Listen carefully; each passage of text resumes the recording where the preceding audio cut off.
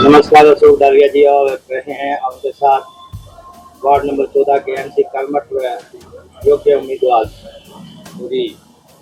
Sir, Bhayana साहब को BJP की टिकट मिल चुकी है, तो अब चुनाव किस तरफ जाएंगे? और चुनावी दंगल में पूछ चुके हैं भ्याणा साहब ने कहा, हम तो पूछ चुके हैं पहलवान कोई भी हो, अगर मान लिया जाए कांग्रेस की तरफ से कौन पहलवान आता है तो क्या रहेगा चुनाव?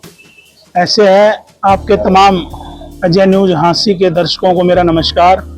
और आपके चैनल के माध्यम से मैं ये बताना चाहता हूँ कि भारतीय जनता पार्टी जो तीसरी बार हरियाणा में सरकार बनाएगी, और उसी कड़ी में आज भारतीय जनता पार्टी ने सबसे ज्यादा कैंडिडेटों की सूची जारी करके ये बता दिया है कि निश्चित तौर पर हरियाणा में तीसरी बार सरकार बनेगी।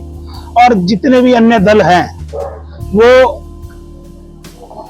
उनमें इतनी आंतरिक कलह है कि इतनी जद्दोजहद और इतनी बहस और इतनी मीटिंगों के बाद में कैसे उनकी जुतम बेजार चल रही है, और बड़ी मुश्किल से उनकी 32 लोगों की उम्मीदवारों की सूची कल उन्होंने जारी करी है।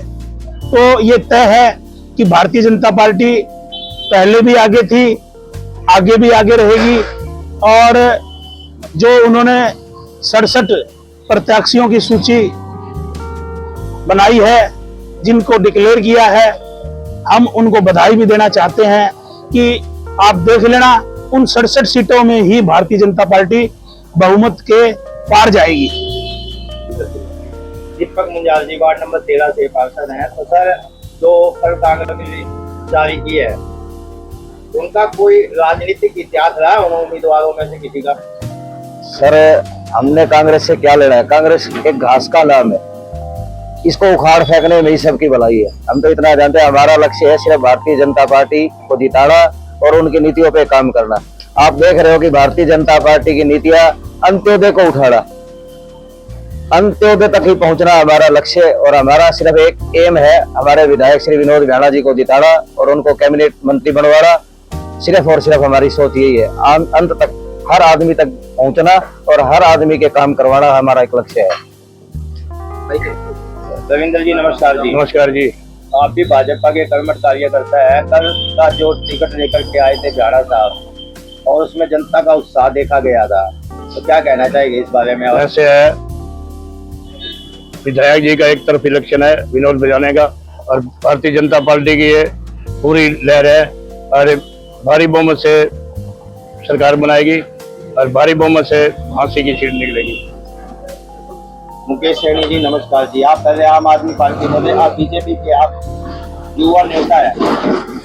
तो जो गठबंधन की बात चल रही थी आम आदमी पार्टी की कांग्रेस की, उसको आप किस रूप में देख रहे हैं? और बताया जा रहा है कि गठबंधन अभी उनका सक्सेस नहीं हुआ है, सफल नहीं हुआ है, पर कह रहे हैं कि हमारा गठबंधन होगा। पर आम आदमी पार्टी के सूत्रों से पता लगा है कि वो अपने 50 विधानसभा से अपने चुनाव लड़वा सकते विधायक पर इस प्रत्याशी होगा। नमस्कार जी, आपके और आपके दर्शकों को सभी को मेरा नमस्कार। सर, ऐसा है, आम आदमी पार्टी से मैंने चुनाव लड़ा था, कुछ वोटों से मैं रह गया था, ठीक है। उसके बाद भाजपा ज्वाइन कर लिए। आम आदमी पार्टी में सिर्फ खर्चे के अलावा कुछ नहीं बचा था, गिनती के कुछ बंदे बचे हुए थे। और अब कांग्रेस का भी ऐसे ही हाल हो रखा है।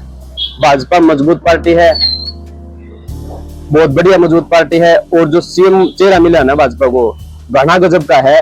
अपनी दुकान पर, वो कतमक्खू की दुकान है अपने, अच्छे बंदे आते हैं, 100-200 बंदे सुबह से शाम तक आते हैं। एक ही चर्चा चलती है, मुख्यमंत्री गजब का भाई। एक आधा बंदा कांग्रेस से भाई भी आ जावे है, वो भी कहता है भाई वोट तो देंगे कांग्रेस में, लेकिन मुख्यमंत्री गजब का है भाई। यह बात खूब गजब चल रही है जी। नमस्कार जी। सर, क्या हाल है आपका? बढ़िया है सर जी। तो जी, आप साहब वार्ड नंबर 14 के एमसी हैं और बीजेपी के कर्मठ कार्यकर्ता रहे हैं आज। हाँ जी। तो सर, कल का जो